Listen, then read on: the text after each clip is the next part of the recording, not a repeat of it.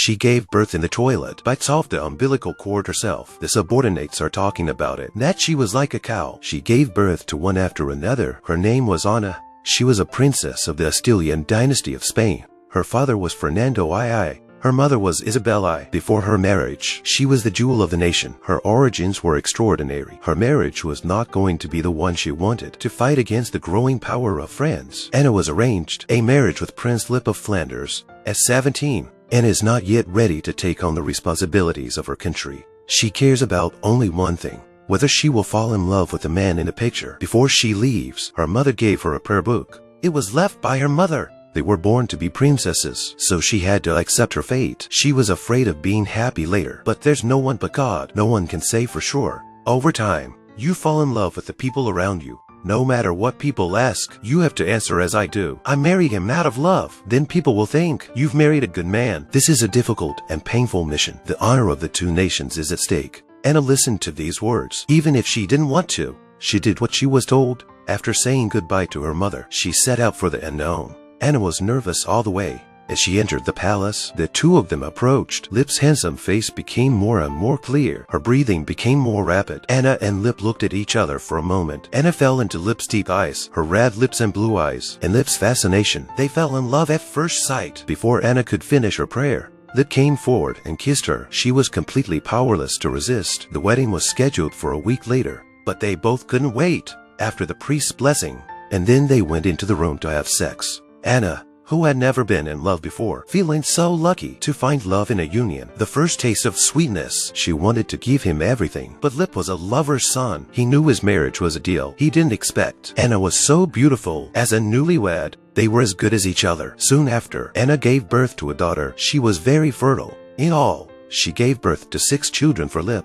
Anna loved him and loved their children, so regardless of the rules and manners, she would feed the babies herself. She offered to make love to Lip. Her passion and initiative, it frightened Li Pu. He always wanted to get away on the grounds of state affairs. But Anna said, as a husband, my first priority is to make me happy. But Li Pu pushed Anna away and walked away. Everyone in the palace knew that Anna was crazy about love. They all talked about it behind her back. When she was at her most helpless, her mother died. Anna's brother and sister and her sister's son died in quick succession. The 2 remaining sisters were younger than she was, and so Anna became the queen of Spain. Li Pu became the husband of the king. Anna was devastated when she was notified national mourning was declared. She wanted to talk to her husband right away. She heard that he was at the hunting lodge. She rushed there, but the guard stopped her at the door. She broke in. She saw a terrible sight. Her husband had betrayed her. She scolded in anger. You are a disgusting traitor. Then she got close to the bed, like a dog, sniffing hard at the scent left behind. Her husband watched her behavior, called her a lunatic.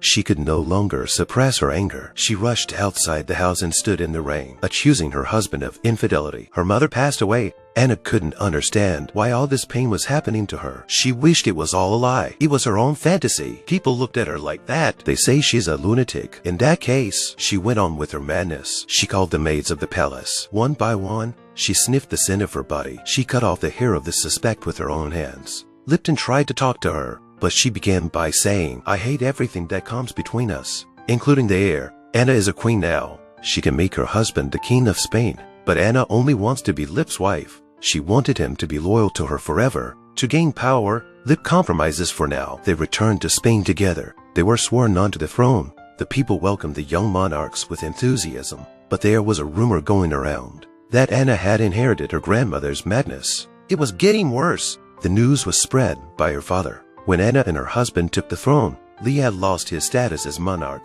So she tried to make the council think, to make the parliament think that she is not capable of ruling. Anna's madness for love, she replaced all her ladies-in-waiting with ugly noble ladies. But the amorous Lip was not satisfied with loneliness. He fell in love with the dancer Aicha. He always used the excuse of hunting. He went out to have an affair with Ixa. Every time Lip went out, Anna would stand in the city tower, calculating the time he would go out, where she thought that he might have betrayed her, will be so anxious to not know what to do. But as soon as she saw him return, will immediately smile again. She went up to him and kissed him, and pleaded with him to say, I will always be faithful to you. Lip wouldn't do it, so she slapped him hard, and he slapped back. Anna wasn't angry. Instead, she held him, although she knew he hated her, but she couldn't help but love him. Her possessiveness grew stronger and stronger. Lip wanted to get rid of her, was obedient, but behind the scenes, He plotted to have Anna abolished. He chooses to join forces with his father-in-law. Together he spreads the rumor that Anna is a madman. At the same time, he arranged for Aisha to enter the palace to become a personal attendant to keep track of her movements. Anna, who was pregnant, did not know both her father and husband were targeting her. She was also unsuspecting of Aisha's entry into the palace. I heard that she is a Moor. She knew some spells, so she asked her to help her. She also wanted to make Lipu feel the taste of jealousy.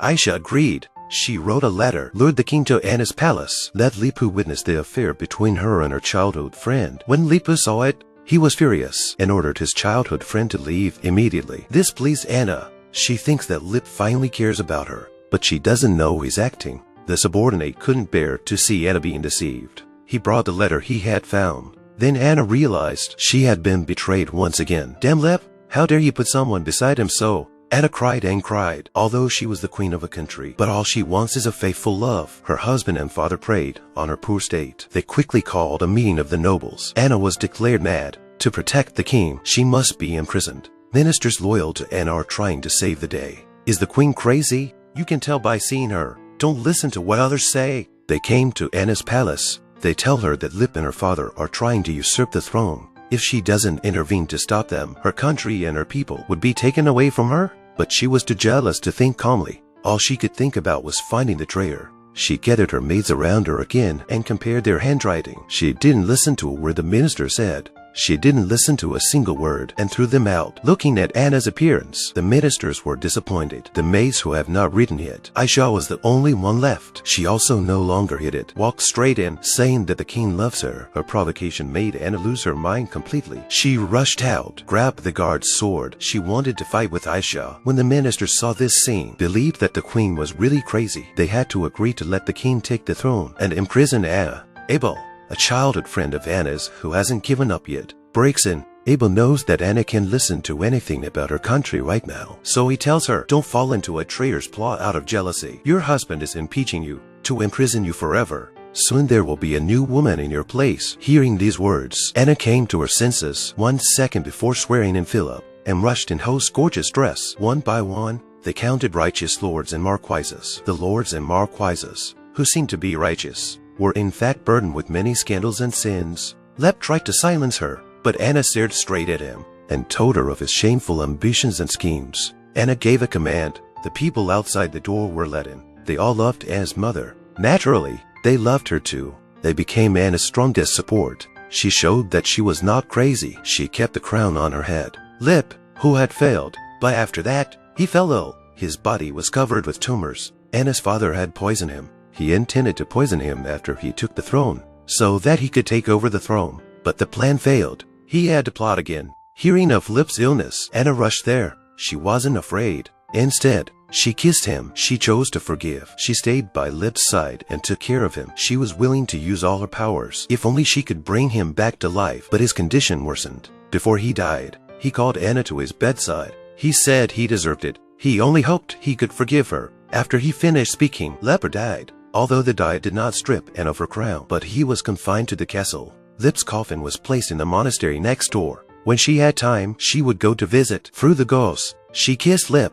who had been mummified. Half a century has passed. Now Anna and Lip's son is in recharge. She has been treated like a madwoman, confined to the castle, looking at Lip's picture every day. She spends her days immersed in memories. She says when she closes her eyes, he would come to her. His face was under her fingertips. His body odor pulses, stirring her desire. He's dead. She can finally have him by her side all the time. This is her punishment and the greatest favor of all. She would never forget the joy of holding and kissing him for the first time. For the word love, she had been entangled with him and herself all her life. From the moment she accepted her mother's idea, she was forced to fall in love with the wrong person. She thought he gave brief pleasure, was a symbol of love, and gave everything for it, not knowing that he never gave his heart. Even though she had the beauty and power of heaven, she could not accept such an unequal relationship. Coupled with the oppression of her status and country, she finally became a crazy woman, crazy for love. The reason for the tragedy, it was the arranged marriage. It was also Anna's pure pursuit of love. She was not crazy, too eager for love, but she didn't know that there are too many unrequited loves in the world. Learn to let go of people who don't deserve love. Accept that feelings will grow dull is the best way to make yourself feel comfortable and free.